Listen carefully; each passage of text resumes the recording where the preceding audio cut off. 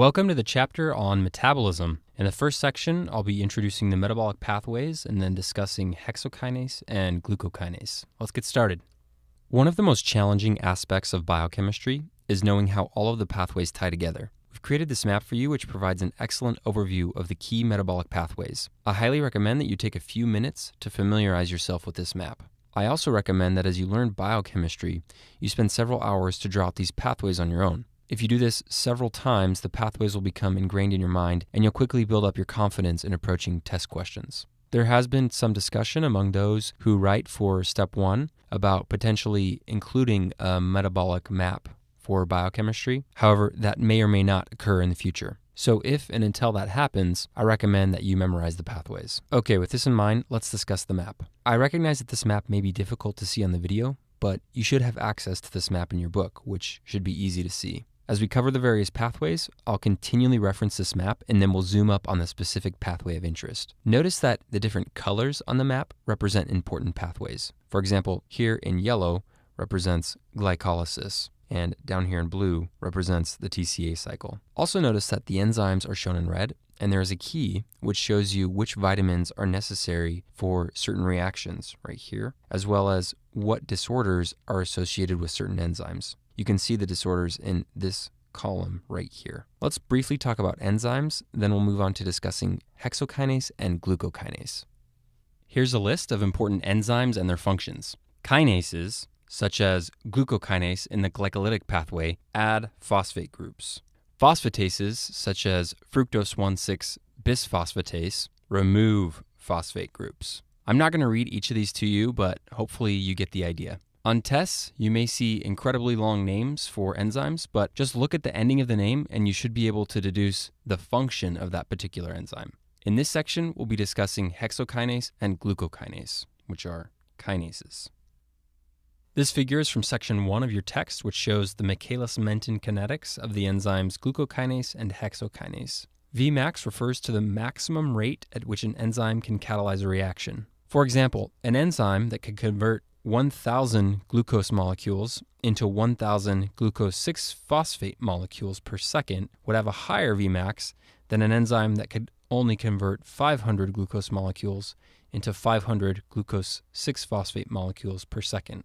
So I've drawn two separate pathways here. Obviously, this pathway that converts 1,000 glucose molecules to 1,000 glucose 6-phosphate molecules per second has a higher Vmax than this pathway here, which can only do 500 per second. Km refers to the concentration of a substrate, which permits the enzyme to achieve half of Vmax. This sounds a little confusing, but for all practical purposes, an enzyme with a small Km just means that the enzyme binds to substrate at low concentrations. So in other words, the affinity of the substrate for the enzyme must be high. So if an enzyme has a low Km, it means it has a high affinity for the substrate.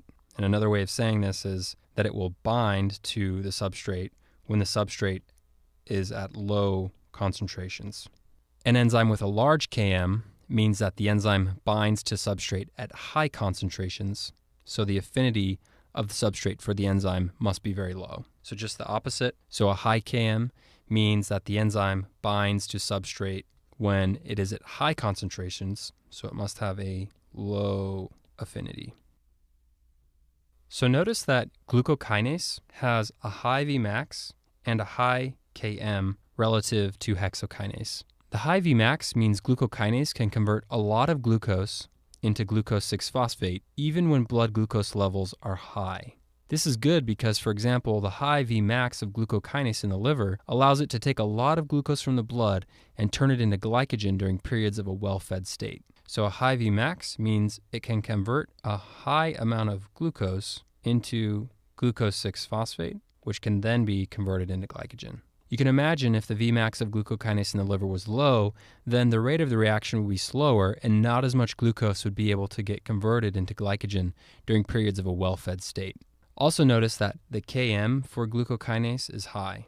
Again, this is a good thing because a high Km of glucokinase in the liver means that there needs to be a lot of glucose present in the blood in order for glucose to get stored in the liver. And this should make sense to you. Other cells, such as skeletal muscle cells, need the glucose for immediate energy needs, so the liver won't use glucose as much unless all of the other cells have their energetic needs met and glucose levels are high. So a high Km means that there is decreased glucose utilization in this case. On the other hand, hexokinase has a very low Vmax and a very low Km relative to glucokinase. The low Vmax means the enzyme becomes saturated when glucose concentrations are relatively low. This is a good thing because it prevents any tissue from utilizing more glucose than it needs at any given time. For example, hexokinase in a skeletal muscle cell will become saturated quickly because it has a low Vmax, which will prevent the cell from hoarding too much glucose at any given time. So a low Vmax, in this case, prevents the cell from hoarding too much glucose at any given time. A low Km means that when glucose is present, the cell rapidly utilizes it and turns it into energy. So low Km means rapid energy utilization in this case. Okay, with this in mind, let's return to see what your text says. So a Vmax refers to the maximum speed of a reaction. The Km refers to the concentration of a substrate, which permits the enzyme to achieve half of Vmax. And when there's a low Km, it means that there is a high affinity of the substrate for the enzyme. And when there's a high Km, it means there's a low affinity of the substrate for the enzyme. For step 1, the concept of Michaelis-Menten kinetics is often applied to hexokinase and glucokinase. Let's discuss these enzymes in a bit more detail and then do a question. So hexokinase is present in most tissues in the body. For example, it's present in skeletal muscle cells. However, it's not present in pancreatic beta cells and the liver. It's inhibited by glucose 6-phosphate. It's not induced by insulin, and it has a low Km and a low Vmax, as we've already discussed. Let's draw this out. This will represent a skeletal muscle cell, and this will represent the blood. As glucose enters the cell, it's converted into glucose 6-phosphate by the enzyme hexokinase. Because hexokinase has a low Km, it will rapidly bind to glucose in the cell.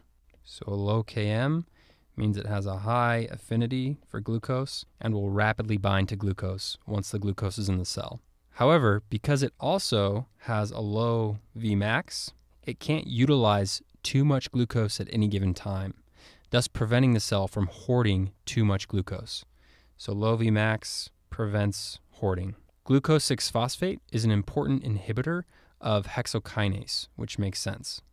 So let's draw this here. Inhibits hexokinase. The glucose will be converted to glucose 6-phosphate, which will inhibit hexokinase and prevent more glucose from entering and staying in the cell. So it acts as a kind of negative feedback loop. Although insulin does facilitate glucose entry into skeletal muscle cells, it does not regulate hexokinase directly. Okay, now let's discuss glucokinase. Glucokinase is present in pancreatic beta cells and the liver. It's not inhibited by glucose 6-phosphate. It is induced by insulin, and it has a high Km and a high Vmax. Let's draw this out.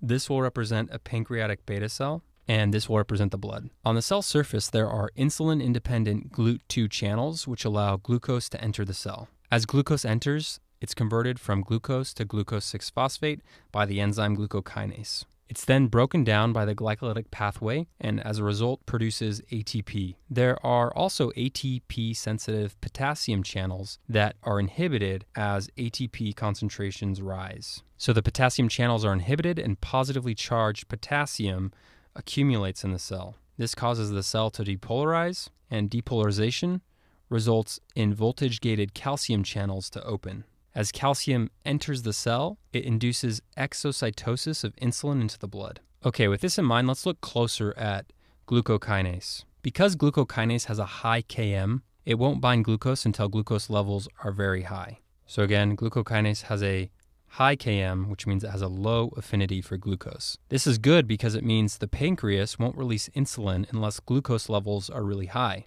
Because it has a high Vmax, it can convert a lot of glucose into glucose 6-phosphate and release insulin quickly. So a high Vmax means it can convert glucose to glucose 6-phosphate to insulin, and it can release a lot of insulin quickly. Also, unlike hexokinase, the activity of glucokinase is increased by insulin. So we'll draw that here. Insulin increases the activity of glucokinase. This should make sense. As blood glucose levels rise, insulin is released and tells the pancreas to release more insulin. This continues to happen until blood glucose levels drop. At this point, glucokinase becomes less active because of its high Km and less insulin is released.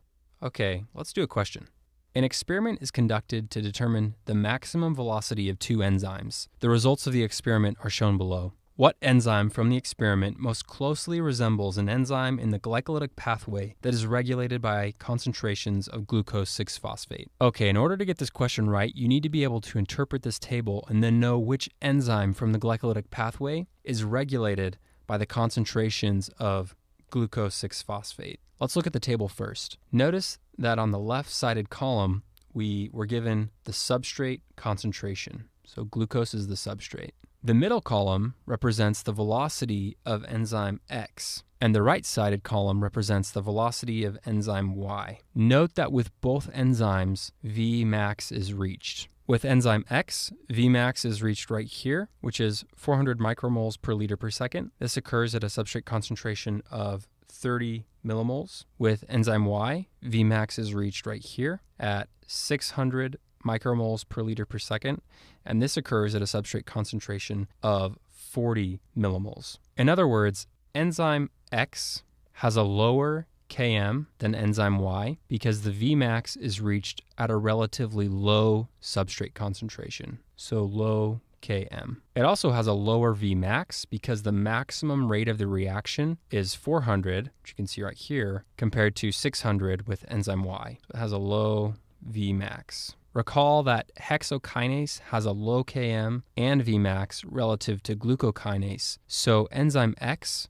most closely resembles hexokinase. Also recall that hexokinase is regulated by glucose 6-phosphate, as we discussed earlier. If you ever get a question like this and you're unsure what you're looking at, it may be helpful to graph it out. Let's graph out the results of this experiment. On the y-axis, we have the rate of the reaction, and on the x-axis, we have the substrate concentration. The yellow dots will represent enzyme Y, and the blue dots will represent enzyme X. Okay, let's draw this out continuously now. Okay, so the orange is enzyme Y, and the blue is enzyme X. And again, enzyme X most closely resembles hexokinase. Hopefully now that the data is graphed out, you can see that enzyme X has a lower Vmax and a lower Km.